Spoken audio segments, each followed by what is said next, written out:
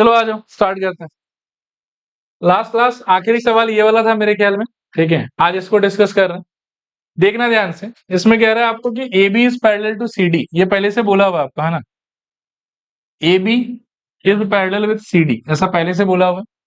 फिर बोल रहा है कि E F is parallel to G D, G D नहीं सॉरी जी एच। तो E F is parallel with G H, A B is parallel with C D, ऐसा सारा चीज आपको बताया हुआ है पहले से। और फिर बोल रहा है आपको कि find the value of x y z and t, ठीक है। अब इन क्वेश्चंस में ना अभी ज्यादा गिवन इवन नहीं लिखते हैं, बस मैं थोड़ा सॉल्व करना समझा देता हूँ आप लोगों को। गिवन इवन बहुत सारे क्वेश्चंस में लिख चुके हैं, आता ही है आप लोग कैसे लिखना है, ठीक है। बोलो सजेस्ट करो क्या हो सकता है, बताओ। सबसे पहले किसका वैल्यू निकल सकता है? हमको लग रहा है कि एक्स का निकल सकता है, क्या रीजन होगा? आई थिंक ये वाला और ये वाला स्ट्रेट लाइन, तो ये वर्टिकली ऑपोजिट एंगल लिखो clearly. Clearly x is equals to 60 degree, reason देना आप लोग vertically opposite angles. Clearly x is equals to 60 degree, reason देना आप लोग वर्टिकली ऑपोजिट एंगल्स। चलेगा? और किसको खोजा जा सकता है बताओ।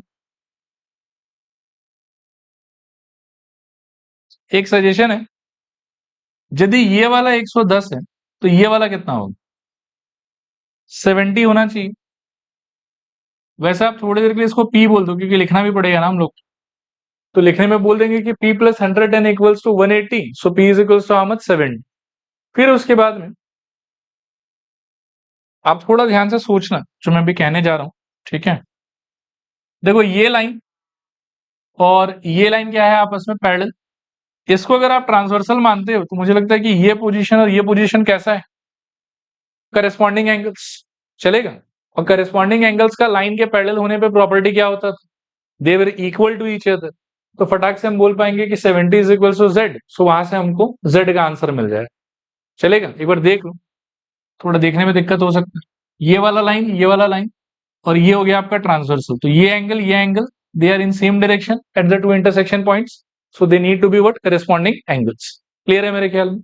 लिखो, पहले आप लिखो P plus 110 is equals to 180। Reason दे सकते हो linear pair, linear pair. This implies P is equals to 180 minus 110, so P is equals to मेरे ख्याल में 70 degree. P is equals to 70 degree. चलेगा? समझ डाउट है क्या? चलो आगे चलो। फिर अगला लाइन क्या बोलना चाहिए मेरे को? देयरफॉर क्या? Z is equals to P is equals to 70 degree, और इसका रीजन क्या हो जाएगा? Corresponding angles. चलेगा मेरे ख्याल में? और बताओ।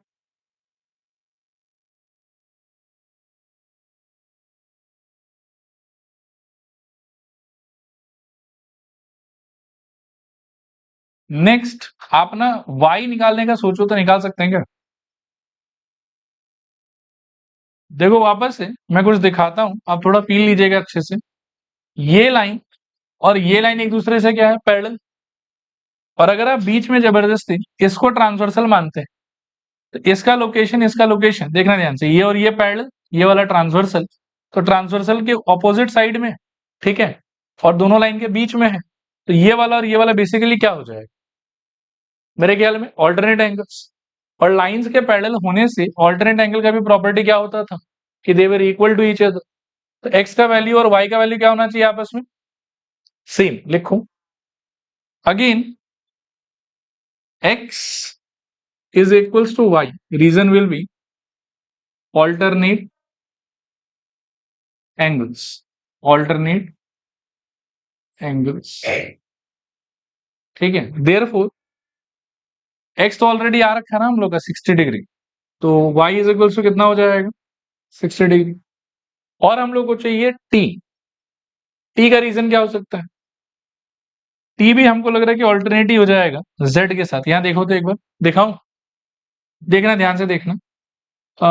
आई थिंक इसको और इसको आप पैरेलल मान लो और इसको आप ट्रांसवर्सल मान लो, तो दोनों इंटरसेक्शन पॉइंट की एक यहाँ पे है, एक यहाँ पे है, और दोनों अपोजिट साइड में, तो ऑब्वियसली z और t भी आपस में क्या होना चाहिए, ऑल्टरनेट एंगल्स। तो वहां से z इक्वल्स टू t हो जाएगा। लिखूं again,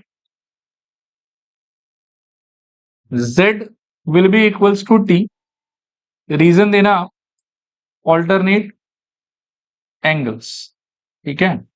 and therefore we can say कि z इक्वल्स टू, या sorry t equals to, z कितना आया था अपना, तो t is equals to be 70 degree. तो अल्टीमेटली सारा निकल गया। चलो आगे फिर, चलो अगला क्वेश्चन देखो। इस पे आप 5 स्टार लगाओ। ये जो मिरर वाला क्वेश्चन आपने एनसीईआरटी का किया था ना, उसी का भाई है। उसमें mirrors were parallel to each other, इसमें mirrors are perpendicular to each other. देखो ध्यान से देखो इस, चलो पहले पढ़ लेते हैं, फिर गिवन वगैरह लिखते हैं और फिर प्रूफ भी डिस्कस करेंगे। ये कह रहा है कि M and N are two plane mirrors perpendicular to each other. ये एक मिरर M है, ये एक मिरर N है, एंड क्वेश्चन कह रहा है कि ये लोग दोनों आपस में क्या होना चाहिए, परपेंडिकुलर।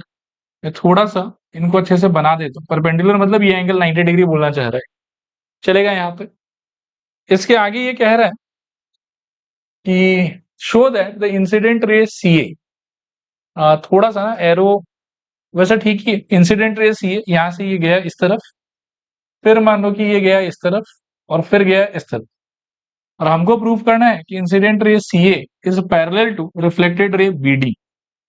मतलब अल्टीमेटली समहाउ हमको ये वाला लाइन और ये वाला लाइन को पैरेलल शो कर, जो मैंने मार्क की, ठीक है। अभी देखो ध्यान से कैसे कर सकते हैं। देखो गिवन,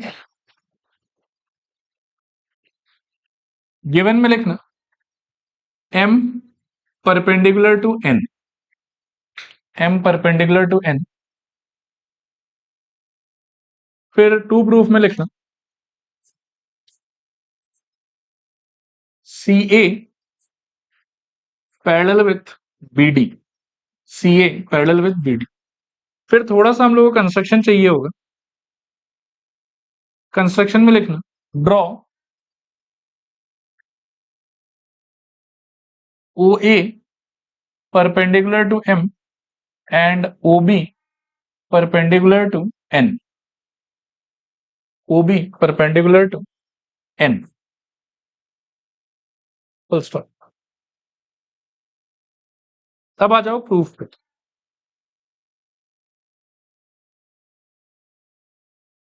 करूं, स्टार्ट करूं?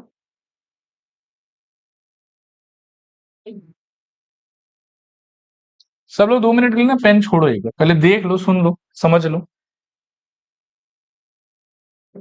और फिर आपको मैं लिखा भी दूं। देखो रफली अगर मैं डिस्कस करूं ना आप लोग के साथ में कि प्रूफ कैसे होगा, तो मेरा आइडिया कुछ ऐसा रहेगा। सबसे पहले I think angle 1 equals to angle 2 होगा। Reason will be what, angle of incidence is equals to angle of क्या होना चाहिए, रिफ्लेक्शन। ये समझ में आता है। सेम आर्ग्यूमेंट से आई थिंक हम बोल सकते हैं कि एंगल 3 इज इक्वल्स टू क्या लेना रहना चाहिए, एंगल 4। वापस से रीजन सेम ही रहेगा, angle of incidence is equals to angle of reflection. अगला आर्ग्यूमेंट मेरा ये होगा, देखना ध्यान से कि clearly clearly angle 5 is equals to 90 degree. इसका रीजन में दे दूंगा गिवन। रीजन इसका होगा, सोचना आप अच्छे से कि ये वाला मिरर और ये वाला मिरर आपस में कौन से प्रॉपर्टी से चिपका हुआ है, they are perpendicular to each other. तो ओवरऑल एंगल 5 का आंसर क्या होना चाहिए, 90 डिग्री। उसके बाद में क्या है कि इस पॉइंट को भी हम कुछ नाम दे देते हैं तो थोड़ा इजी होगा। या ऐसा सोचो कि ओ पी, कुछ दे दो, आप एक्स बोल दो इसको, ठीक है। कैन वी क्लियरली से कि एंगल ओ ए एक्स ये वाला 90 होना चाहिए, क्योंकि हमने बनाया है ना कंस्ट्रक्शन में ओ A perpendicular with this line. तो ये कंप्लीट एंगल जो मैंने मार्क किया है ओ ए एक्स, इसका वैल्यू कितना होना चाहिए, 90 डिग्री। सिमिलरली मैंने कंस्ट्रक्शन में बनाया है O B perpendicular with N, तो एंगल ओ बी एक्स का वैल्यू भी कितना होना चाहिए, 90 डिग्री। मतलब ये वाला 90 डिग्री, एंगल 5 बीइंग 90 डिग्री, ये क्वेश्चन में दिया हुआ हम, ये 90 डिग्री होगा ऐसा मैंने कंस्ट्रक्शन में लिखा है, और ये भी 90 डिग्री होगा ऐसा मैंने फिर से कंस्ट्रक्शन में लिखा है। ठीक है, लेकिन ओ ए एक्स बी ये पूरा मिला के क्या है, क्वाड्रिलेटरल, और किसी भी क्वाड्रिलेटरल के सारे एंगल का सम टोटल कितना होना चाहिए, 360 डिग्री। इसमें से ऑलरेडी यहाँ 90 है, यहाँ 90 है, यहाँ 90 है, तो कितना जा चुका है, 270, और कितना बचा, 90। तो भाई हुक और बाय क्रुक एंगल ओ का वैल्यू भी कितना होना पड़ेगा, 90 होना पड़ेगा। अब अगर एंगल ओ का वैल्यू 90 डिग्री है, ध्यान से सुनना, अगर एंगल ओ का वैल्यू 90 डिग्री है, तो कैन आई से कि in triangle A O B, in triangle A O B, since angle O is already 90 degree, ऐसा हम लिख देंगे अच्छे से एक्सप्लेन करके क्यों ऐसा हो रहा है। बट अगर एंगल ओ को आप 90 डिग्री कह देते हो, तो एंगल ओ प्लस एंगल 2 प्लस एंगल 3 ये तीनों मिला के कितना होना चाहिए, angle sum property of a triangle, जिसमें से ओ अकेला कितना हो गया, 90। सो एंगल 2 प्लस एंगल 3 का वैल्यू भी कितना हो जाएगा, 180 minus 90 which is equals to how much, 90। यहां तक समझ में आता है। और एंगल 2 प्लस एंगल 3 का वैल्यू अगर 90 डिग्री हो गया, ध्यान से सुनते जाना, तो उस केस में आप अगर इक्वेशन के दोनों बगल 2 से मल्टीप्लाई कर दो, तो 2 times of angle 2 plus angle 3 is equals to कितना हो जाएगा, 2 times of 90। So this implies 2 times of angle 2 plus 2 times of angle 3 is equals to कितना हो जाएगा, 180। यहां तक सारा बात समझ में आ रहा है, पक्का।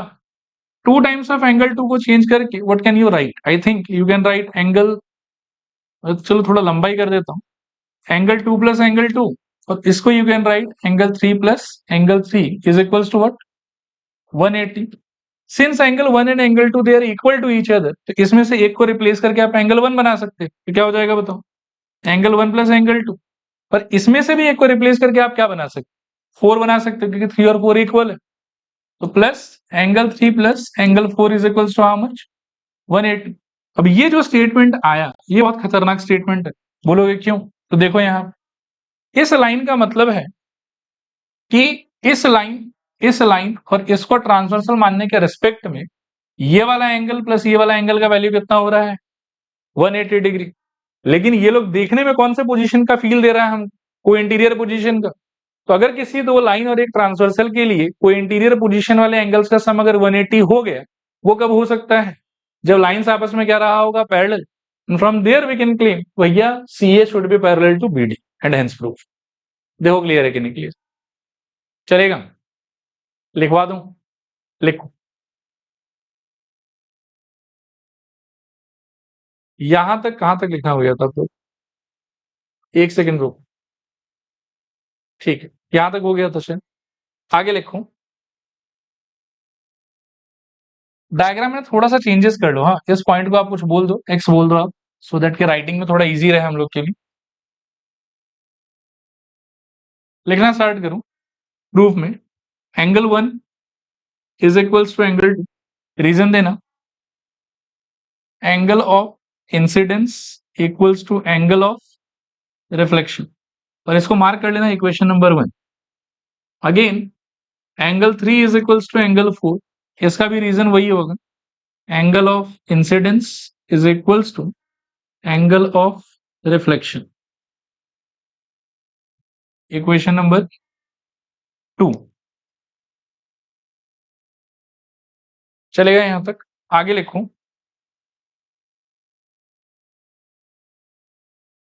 Now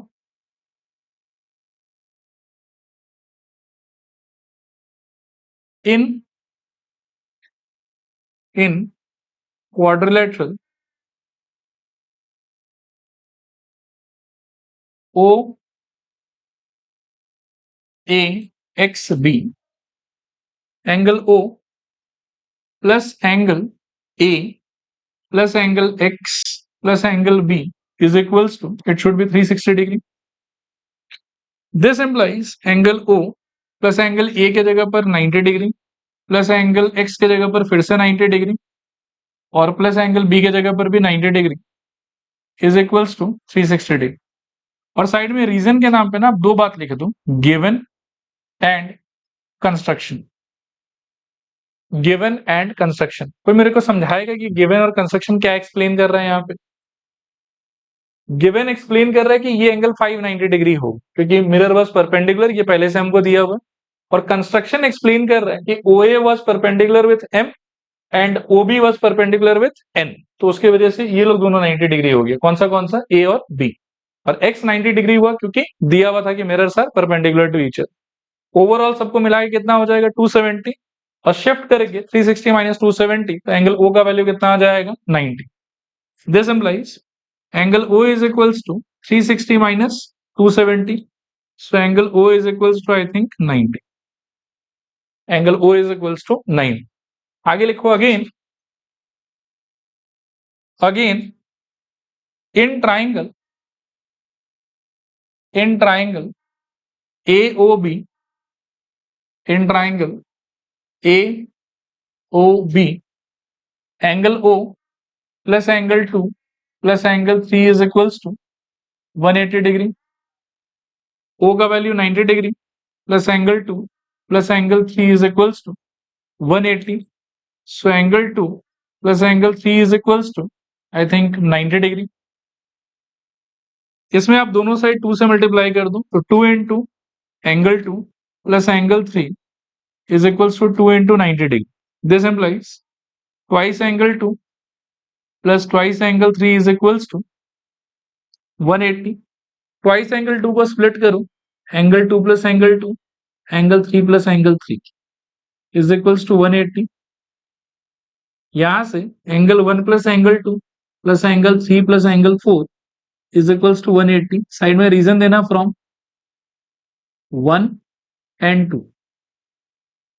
from 1 and 2. चलेगा यहां तक? आगे लिखो this implies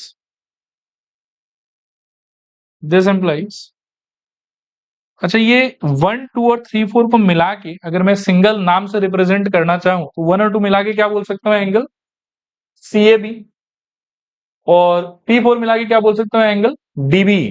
ठीक है, ये ABD वट एवर यू से लिखो। This implies angle CAB plus angle DBA is equal to 180 degree. आगे लिखना but they are co-interior angles, so it is possible only when CA parallel with BD, therefore CA parallel with BD, hence proof।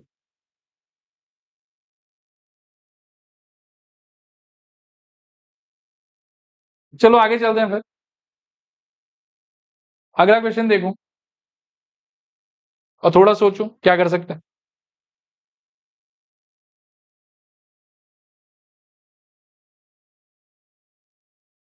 अच्छा देखो, यहां देखो, ऐसा भी बहुत सारा डायग्राम पॉसिबल है, जरूरी नहीं है कि मतलब एक दो जो मैंने आपको कराया उन्हीं में से कुछ आ जाए, लेकिन जो आइडिया है ये यूनिवर्सल है, बहुत जगह आपको हेल्प करेगा। इसमें आइडिया ये रहेगा हमारा, देखो क्या कि ऑलरेडी क्वेश्चन इज सेइंग कि AB और CD तो पैरेलल है, ये वाला लाइन और ये वाला लाइन, और आपको ये कंप्लीट एंगल चाहिए। कंप्लीट एंगल निकालने के लिए डायरेक्टली एज सच यहाँ पर कोई प्रॉपर्टी अभी अप्लाई नहीं हो रहा। आप एक काम क्या कर सकते हो, you can try to draw a line like this passing through that point. Since ऊपर वाला लाइन और नीचे वाला लाइन पहले से एक दूसरे से पैरेलल है, ठीक है, आप कंस्ट्रक्शन में लाइन भी ऐसा बनाओ जो इन लोग दोनों से क्या रहे, पैरेलल रहे। ठीक है, उसके बाद में जानबूझ के इस हिस्से को आप नाम दे दो 1, इस हिस्से को आप नाम दे दो 2। फिर आपको क्लियर कट एक फील आना चाहिए, अच्छे से यहाँ देखना ध्यान से कि ये वाला लाइन आपस में पैरेलल, ये उनका ट्रांसवर्सल, तो 40 और 1 का जो लोकेशन है वो को इंटीरियर वाला है, तो 40 और 1 का सम कितना होना चाहिए, 180। उसे 1 वाले पार्ट का वैल्यू कितना हो जाएगा, 140। सिमिलरली ये डॉटेड लाइन और ये वाला लाइन भी पैरेलल है, और इसको ट्रांसवर्सल मानने से 2 का और 30 का जो लोकेशन है वो कैसा है, वापस से को इंटीरियर, तो 2 का और 30 का सम भी कितना होना चाहिए, 180 डिग्री। इससे 2 का वैल्यू कितना आ गया आपका 150, और ऑलरेडी 1 का वैल्यू कितना आ गया था आपका 140, और जो x आपको चाहिए था वो बेसिकली 1 और 2 का ही क्या होगा, सम। उस केस में आपका फाइनल आंसर कितना हो जाएगा 140 plus 150 which is equals to 290। देखो क्लियर है कि नहीं क्लियर? रिपीट करूं हो जाएगा? लिखो, पहले लिखो construction. Construction, draw draw a line P Q. आप इस पॉइंट को पी कह दो, इसको क्यू कह दो। P Q parallel with A B, parallel with C D, passing passing from X. फिर लिखना, now angle 1 plus 40 degree is equals to 180। This implies, और रीजन दे देना आप, को इंटीरियर एंगल्स। ठीक है, this implies angle 1 is equals to 140 degree. Again angle 2 plus 30 degree is equals to 180. So angle 2 is equals to 150 degree. इसका भी reason देना आप, co-interior angles. Therefore x equals to angle 1 plus angle 2, 140 plus 150, so 290 degree.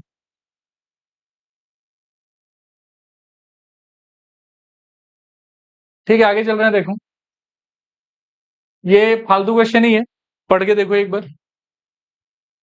ये कह रहा है कि for what value of x would make x O y a line if angle x O z equals to इतना, y O z equals to इतना।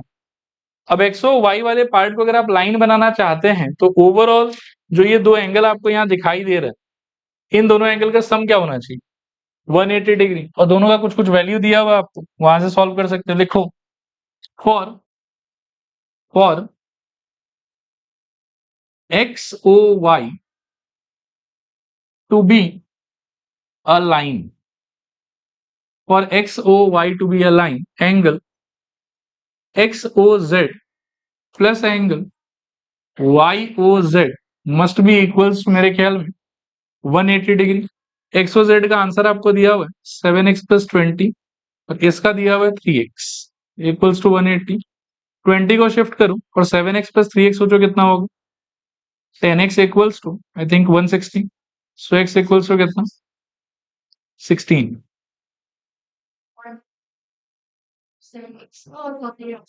हमको वैसे x का ही वैल्यू पूछा है, एंगल्स का वैल्यू नहीं पूछा, तो हम यही रुक जाएंगे। और इनकेस अगर एंगल्स का वैल्यू भी पूछता तो इनमें आप वैल्यू डाल देते x, चलेगा? चलो आगे। अच्छा, अगला क्वेश्चन देखो, बहुत इजी है पढ़ के, लेकिन हो सकता है कि आपको बहुत अटपटा लगे। एक बार पढ़ के थोड़ा सोचने का ट्राई करो, फिर मैं बताता हूँ क्या रीजन होगा इस।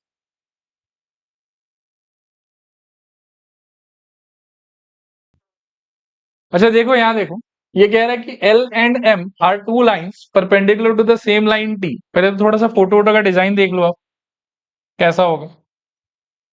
एक ऐसा लाइन होगा, और फिर इसके ऊपर में आप दो परपेंडिकुलर बनाएंगे, एक मान लीजिए कि यहाँ पे और एक मान लीजिए कि यहाँ पे। इसका नाम जो है वो आपको T दिया हुआ है, इसका नाम आपको दिया हुआ है L, इसका नाम दिया हुआ है M। L and M are both perpendicular to T, ऐसा आपको बोला हुआ है। छेड़ा है क्या? अरे यार, ऐसे छेड़ देते हो आप लोग। अब सीधा है क्या? ठीक है, देखो यहाँ देखो, T एक लाइन है, L और M दोनों आदमी T से परपेंडिकुलर है, ऐसा आपको क्वेश्चन में बताया हुआ। और अल्टीमेटली इससे आपको पूछ रहा है ये कंक्लूजन देने के लिए कि क्या L और M आपस में आपके हिसाब से पैरेलल होगा कि नहीं होगा। ठीक है, आंसर इसकी होगा। क्यों होगा वो मैं थोड़ा समझा देता हूँ।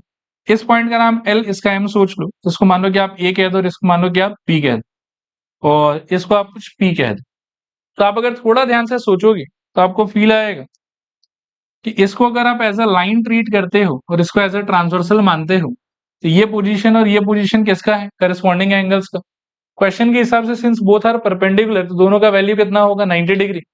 और अगर करस्पॉन्डिंग पोजीशन के एंगल्स का वैल्यू इक्वल हो गया तो दोनों लाइन को आपस में पक्का क्या रहना पड़ेगा, पैरेलल, तभी ये हो सकता है। Therefore the lines will be parallel. ठीक है, ये बना लो, फिर एक दो लाइन में लिखवा देता हूं।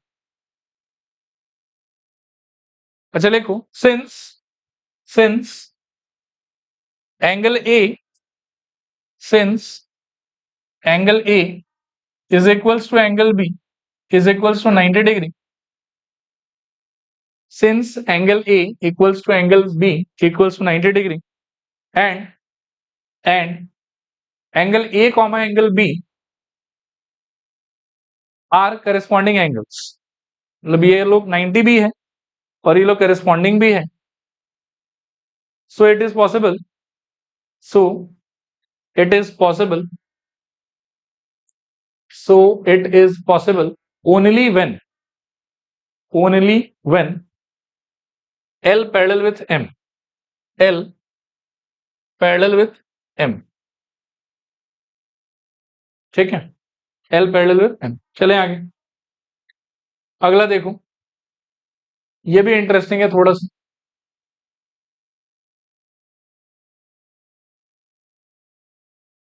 देखो यहां देखो, अब ऐसा लिखो, late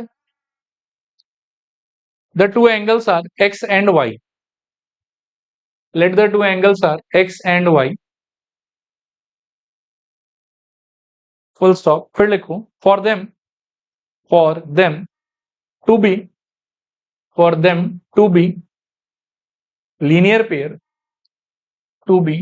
pair X plus Y is equals to 180 degree.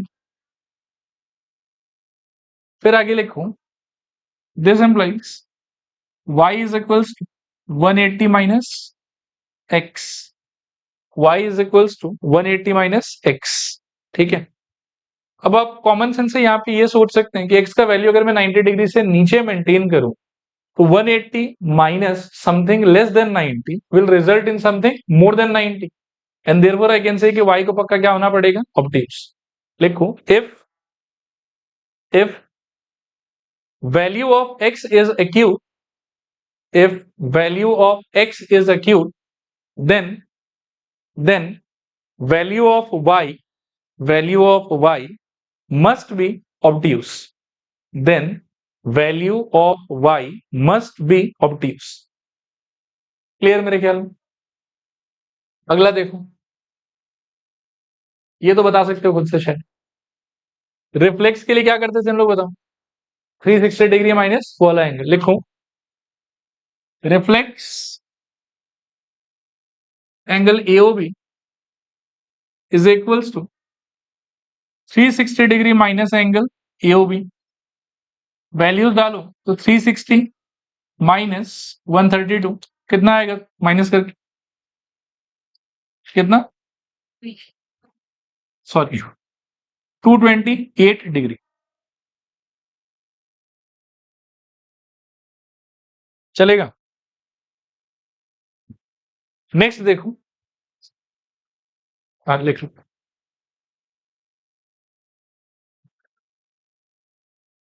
अच्छा अगला क्वेश्चन देखो, बताओ तो क्या होना चाहिए।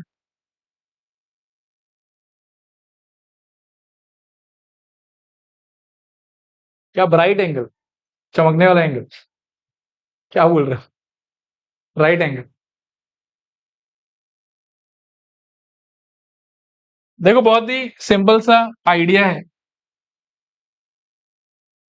अब यहां देखो, इसमें से एक का वैल्यू अगर 90 डिग्री हो गया ना, तो ध्यान से सुनना मैं क्या कह रहा हूं। हाँ, ये जो ऑपोजिट वाला है वो वर्टिकली ऑपोजिट के चक्कर में कितना होना पड़ेगा उसको, 90 डिग्री। फिर ये जो बगल वाला है, दोनों को मिला के कितना होना चाहिए, 180। इसको भी कितना होना पड़ेगा, 90 डिग्री। और फिर इसको भी सेम लॉजिक से क्या होना पड़ेगा, 90 डिग्री। तो अगर एक एंगल 90 डिग्री होता है तो बाकी सारा पे क्या होगा, 90 डिग्री, यानी कि राइट एंगल। ठीक है, लिखो, in such situation the remaining three angles the remaining three angles will also be right angles, will also be right angles। ठीक है, आज के लिए लास्ट क्वेश्चन, इसको देखो।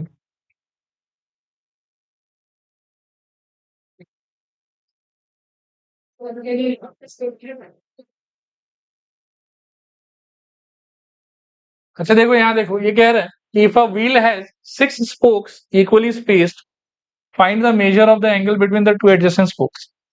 देखो यहाँ देखो एक बार, मान लो कि इस टाइप का कुछ एक व्हील है आपका। अब मैं इक्वली स्पेस बनाने का ट्राई तो कर रहा हूँ, लेकिन पता नहीं बनेगा कि नहीं। आप लोग ऐसे पॉइंट मत करने लग जाना कि नहीं हुआ। दो अच्छा, वैसे नहीं होगा इसमें तो जो मैं कर रहा हूँ। दो, तीन,